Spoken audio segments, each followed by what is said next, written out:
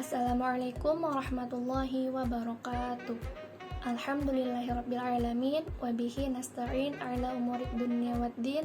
Wassalatu wassalamu ala ashrafil anbiya'i wal mursalin Sayyidina wa maulana Muhammadin wa ala alihi wa sahbihi ajma'in, amma ba'du. Yang kami hormati Bapak Firdaus Wajidi selaku dosen pengampuh mata kuliah metodologi penelitian dan juga teman-teman dari kelas PIB yang kami banggakan. Pada kesempatan kali ini, kami dari kelompok 10 akan memaparkan presentasi mengenai desain penelitian metode kualitatif. Sebelumnya, perkenalkan nama saya Ajeng Nazwa Azahra bersama kedua teman saya yaitu Haliza Hanif dan Nabila Farhana. Baik, yang pertama saya akan menjelaskan mengenai prosedur analisis data.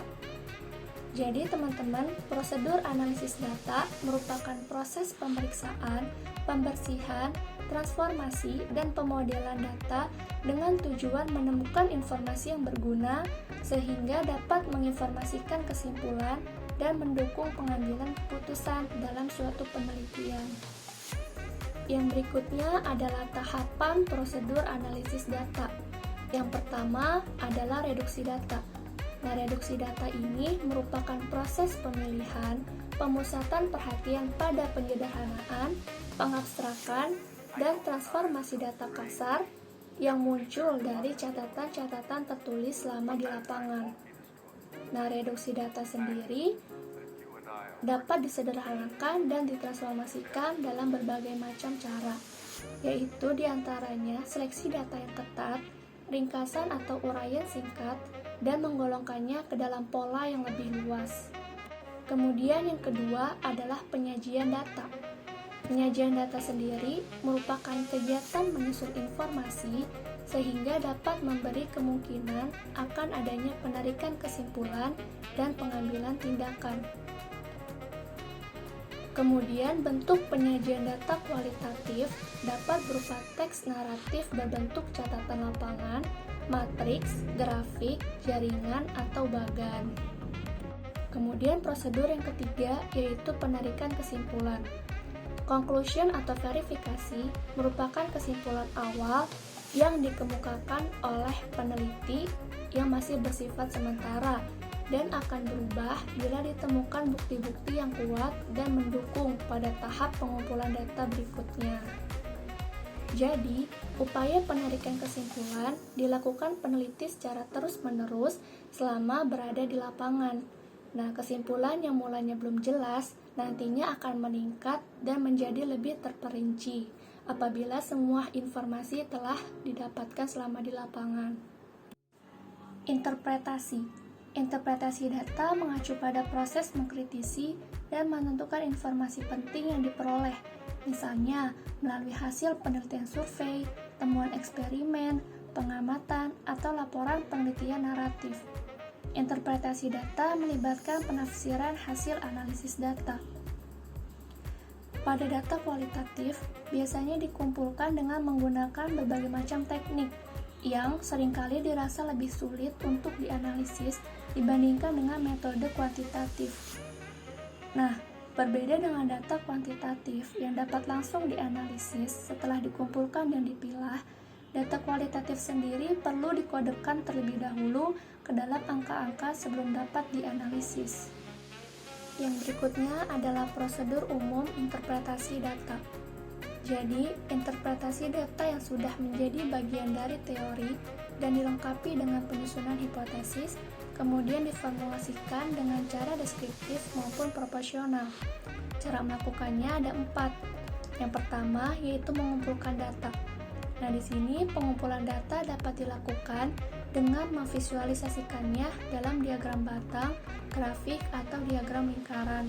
Tujuannya adalah untuk menganalisis data secara akurat tanpa bias. Yang kedua, mengembangkan hasil penelitian.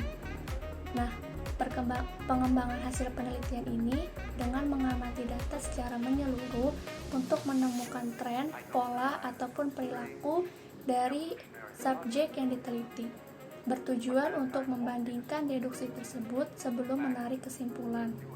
Kemudian yang ketiga adalah membuat kesimpulan. Nah, menarik kesimpulan ini berdasarkan tren yang telah kita temukan. Biasanya kesimpulan yang dibuat harus menjawab pertanyaan penelitian. Jika tidak menjawab pertanyaan-pertanyaan dalam rumusan masalah, maka harus dipertanyakan apakah ini dapat mengarah pada penelitian lebih lanjut atau pertanyaan berikutnya. Kemudian yang terakhir adalah memberikan rekomendasi. Rekomendasi sendiri adalah ringkasan dari temuan dan kesimpulan penelitian.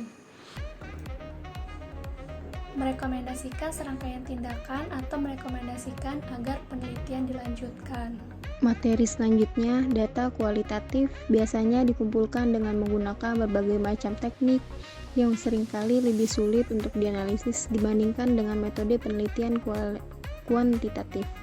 Berbeda dengan data kuantitatif yang dapat langsung dianalisis setelah dikumpulkan dan dipilah. Data kualitatif perlu dikodekan terlebih dahulu ke dalam angka-angka sebelum dapat dianalisis. Pengkodean yang dilakukan harus dikomunikasikan sehingga dapat digunakan kembali oleh orang lain. Ada dua jenis utama data kualitatif, yaitu data nominal dan data ordinal. Kedua tipe data ini sama-sama diinterpretasikan menggunakan metode yang sama, namun interpretasi data ordinal cukup mudah dibandingkan dengan interpretasi data nominal. Dalam kebanyakan kasus, data ordinal biasanya diberi label dengan angka selama proses pengumpulan data dan perkodean mungkin tidak diperlukan. Hal ini berbeda dengan data nominal yang masih perlu diberi kode untuk interpretasi yang tepat. Materi selanjutnya ada validitas dan reliabilitas. Validitas adalah sejauh mana konsep, kesimpulan, atau pengukuran beralasan dan kemungkinan sesuai secara akurat dengan dunia nyata. Kata valid berasal dari bahasa Latin validus, yang berarti kuat. Validitas alat ukur adalah sejauh mana alat tersebut mengukur apa yang diklaim untuk diukur. Reliabilitas adalah serangkaian pengukuran atau serangkaian alat ukur yang memiliki konsistensi bila pengukuran yang dilakukan dengan alat ukur itu dilakukan secara berulang. Reliabilitas tes adalah tingkat keajegan atau konsistensi suatu tes, yakni sejauh mana suatu tes dapat dipercaya untuk menghasilkan skor yang ajak. Relatif tidak berubah walaupun diteskan pada situasi yang berbeda-beda. Komponen-komponen validitas dan reliabilitas dalam penelitian kualitatif yaitu kredibilitas, transferabilitas, dependabilitas, dan konfirmabilitas. Kredibilitas adalah konsep validitas yang paling sering digunakan dalam penelitian kualitatif. Standar kredibilitas ini identik dengan standar validitas internal dalam penelitian kuantitatif. Suatu hasil penelitian kualitatif dikatakan memiliki tingkat kredibilitas yang tinggi jika penelitian tersebut mencapai tujuannya mengeksplorasi masalah atau mendeskripsikan setting, proses, kelompok sosial, atau pola interaksi yang majemuk atau kompleks. Selanjutnya, transferabilitas merupakan istilah yang sama dengan generalisasi dalam penelitian kuantitatif, yaitu sejauh mana temuan penelitian pada kelompok tertentu dapat diaplikasikan kepada kelompok lain. Transferabilitas penelitian kualitatif hanya dapat dinilai oleh para pembaca hasil penelitian tersebut. Jika pembaca memperoleh gambaran dan pemahaman yang sangat jelas tentang laporan penelitian, maka hasil penelitian itu dapat dikatakan memiliki transferabilitas tinggi. Selanjutnya, dependabilitas. Reliabilitas dalam penelitian kualitatif dikenal dengan istilah dependabilitas.